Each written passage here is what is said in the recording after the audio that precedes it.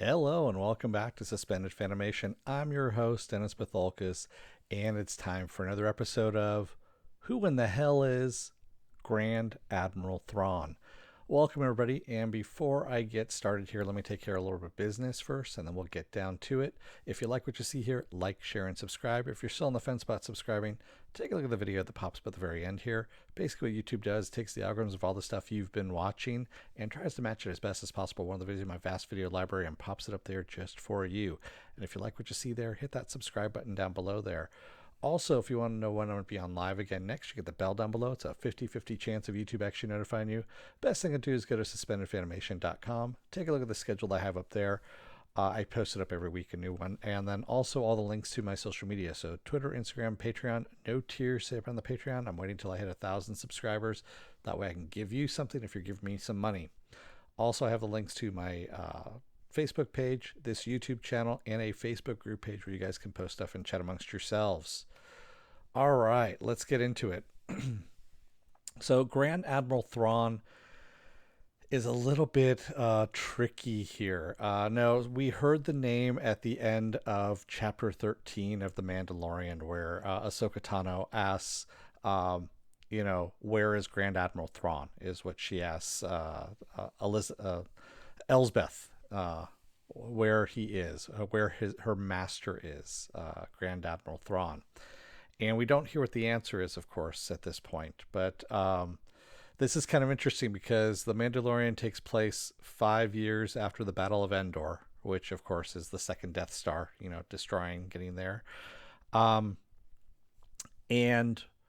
Ahsoka Tano, of course, is from the animated Clone Wars series and also the animated Star Wars Rebels series as well. So Grand Admiral Thrawn actually goes back to 1991, where Timothy Zahn had written a book called Heir to the Empire, which kicked off the essentially called the Expanded Universe series, is what this is called in Star Wars. And he was basically, this started again. It takes place, this novel, 5 years after the Battle of Endor, where Grand Admiral Thrawn has pulled together the remnants of the Galactic Empire's fleet, and he's in control of it now. And he, of course, gets defeated in the novels. But this whole thing was renamed Star Wars Legends by Lucasfilm in 2014 and declared non-canon. So that is all taken aside now. Now that you've got that background to it, he was reintroduced back into canon in the animated series Star Wars Rebels in the third season in 2016. And at the same time, Timothy Zahn, who created the character again, reintroduces him in a new trilogy of books called, one was Thrawn in 2017. The second one was Thrawn Alliances in 2018, and the final book being Treason in 2019. And then, of course, we have a new trilogy that's coming out called Thrawn Ascendancy, which just started in September of 2020 of this year. Got all that? Because, yeah, there's a lot of stuff going on in this one. So in the new canon now, what we are considering canon, what we're seeing in the movies and on TV at the moment, which is the animated series and also The Mandalorian, that is all canon now. Also the books that are coming out as of 2014, I guess, is what we got going on here. So in the new canon, Grand Admiral Thrawn actually is with the Imperial Navy, and this is about 5 years before the Battle of Yavin. So the Battle of Yavin, of course, is from Star Wars A New Hope, Death Star number 1. And so that starts about 5 years before that. And he is brought in by, Governor Price to Lothal, this planet that she's having problems taking control of because our rebels that we know that are in the title there are creating so much havoc. So she wants a strong commander to come in and defeat the rebel forces. And this is where Thrawn comes in. Thrawn has been known to be this brilliant and very ruthless strategist. And what he does is he dedicates himself to understanding an enemy's philosophy, their art, their culture. He kind of assimilates it, learns as much about it as possible, and then uses it against them, is what he does. And he did this with the Mandalores, and he's also done this with I forget Syndulla's what her race is. All of a sudden, my brain blanked, but still, he's done this on countless world or a couple of worlds already, and now he's come to Lothal to do the same thing there. But of course, he is up against our Jedi Padawan Ezra Bridger, and of course, Jedi Master, I guess you could say at this point, Caleb Doom. Of course, he's known as another name at that point, but we know him as Caleb Doom. Doom at the end there. So he is deployed to Lothal, and he's determined to break the rebels there, and who's led by Captain Hera Syndulla. Now, Hera Syndulla, you might have heard the name in the movies if you were paying attention, especially the 7, 8, and 9. The movies that no one wants to talk about really. She's actually overheard on the PA system. They're calling her in. That was just kind of a throw to fans there and all of that. And Thrawn he actually is in control of the 7th Fleet at this point. And he brings the 7th Fleet with him, which is, of course, Darth Vader's fleet. So he's under Darth Vader's command at this point. And he almost completes his mission at Atollon, but a force-sensitive elemental creature by the name of Bendu, or he's calling himself the Bendu, creates, just storms and stuff like that, and just knocks the hell out of their systems and all that stuff, allowing the rebels to escape. So finally the rebels are just kind of pissed off at this point, and they decide to do a final push to liberate Lothal, from Imperial control. And as they are going about their mission to do this, Thrawn's fleet arrives. The 7th Fleet just completely arrive over Lothal and just start raining down heavy fire on the citizens.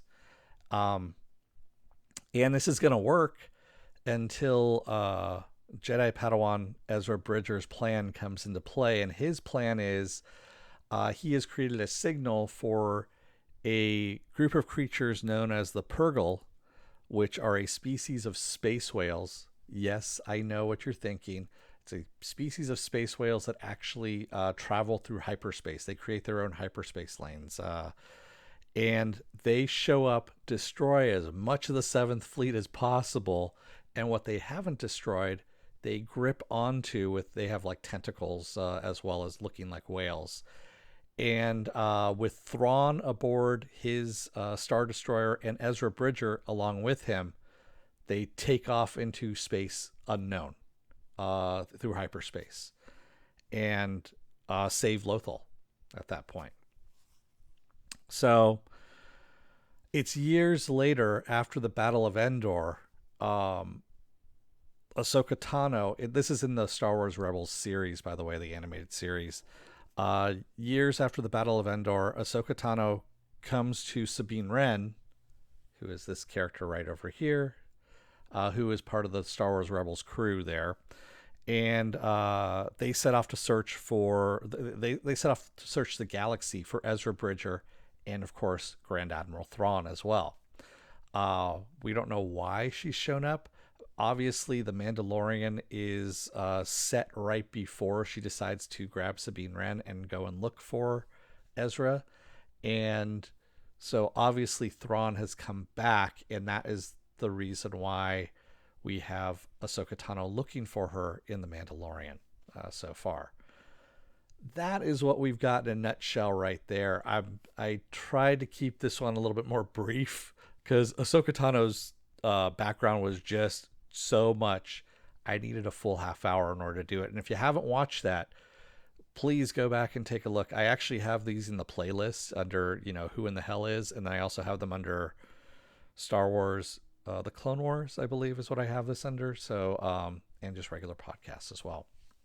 So you can always go take a look back at that if you don't know who Ahsoka Tano is, by the way.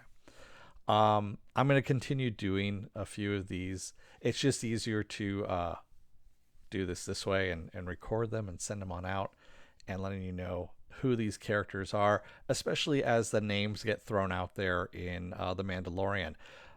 You I'm a geek on all this stuff. I know a lot of this lore because I've watched all the animated series. I've read some of the books.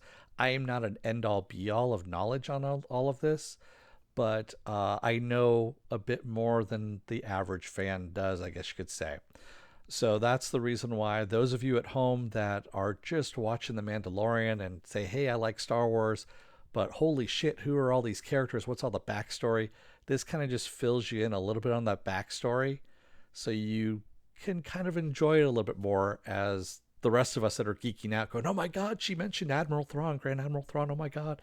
Or, oh my God, they mentioned Ahsoka Tano. Or, oh my God, it's Bo-Katan, that kind of stuff. Now you know the reason why we kind of freak out about this kind of stuff, because we've heard about them for years, and now having them come to life is just kind of this really great thing. And it's exciting, quite honestly. It's fun.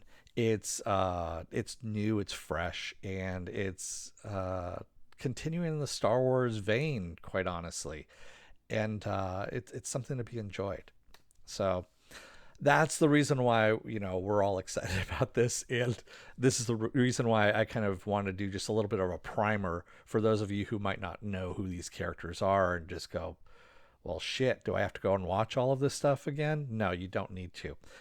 This gives you a little bit of a primer, and if you want to, I would suggest, if you want to know who Admiral Thrawn is, you can go back to Star Wars Rebels, which is on Disney Plus, by the way, the entire series, and you can start at season 2, I would say, and you can start from there, and then of course you work your way into season 3, and then you'll see Grand Admiral Thrawn come in and get all your story from there. Season 1's a little bit on the rough side for Rebels, but yeah, and it's all written by created by Dave Filoni, and a lot of it's written by him as well, and in Star Wars Rebels. So that is the driving force. Star Wars The Clone Wars, the animated series, is Dave Filoni. So is Star Wars Rebels. And then, of course, The Mandalorian is both Jon Favreau and Dave Filoni, but mostly Jon Favreau on that. But Dave Filoni is the executive producer. So they have created, Dave Filoni basically has taken over the mantle, I guess you can say, of George Lucas's Star Wars. And he's actually been mentored by George Lucas, and George Lucas does come to the set frequently to The Mandalorian to watch this stuff happening. Rosario Dawson actually was talking about that when she was filming her stuff as Ahsoka Tano, that George was there and Dave was there, of course, because Dave was directing the episode. And it's some interesting stuff that's going on, and it's harkening back to the beginning of all of this, and that's what excites us fans. All right, with that said, I'm gonna let you guys go, but before I do, I'm gonna plug one more time. If you like what you see here, remember to like, share, and subscribe. If you're still on the fence about subscribing, take a look at the video that pops up at the very end here, and if you like what you see there, hit that subscribe button down there. Also, if you want to know when I'm going to be on live again next, you get the bell down below. It's a 50-50 chance of YouTube actually notifying you. Best thing to do is go to suspendedfanimation.com. Take a look at the schedule that's up there. Also, all the links to my social media and all my pages are on there as well. Thank you, everybody, for watching. And please come on back. Come to the live shows for The Mandalorian. It's every Friday. And I believe for this week, I'm on a little bit earlier just because I'm at home for that day. So yeah, I don't have to do all the setup driving home from work and then do the setup and all that work. And yeah, I'm already home, so I can do it. Thank you, everybody, for watching. I will see you again for The Mandalorian. Oh, well, you know what? Let me tell you what I've got coming up. The Mandalorian, of course, is on Friday.